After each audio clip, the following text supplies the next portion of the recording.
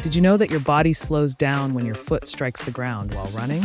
This relates to an important Garmin metric, step speed loss. Step speed loss, or SSL for short, measures how much your speed drops from the moment your foot strikes the ground. Each step you take while running consists of two phases. Landing, slowing down.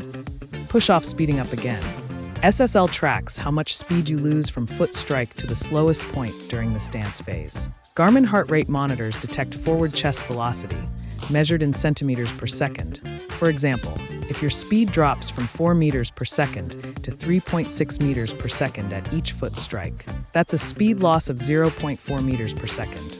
A lower value indicates smoother, more efficient running with less wasted energy.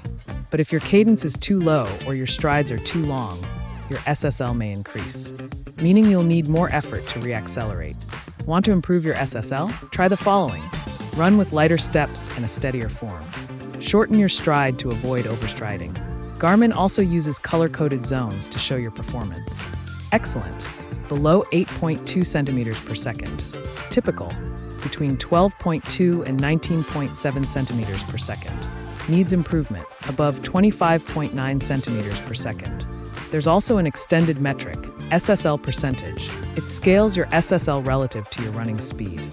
So, runners at different paces can be fairly compared. As your pace increases, SSL may rise, but SSL percent provides a more accurate assessment. Next time you train, take a look at your step speed loss.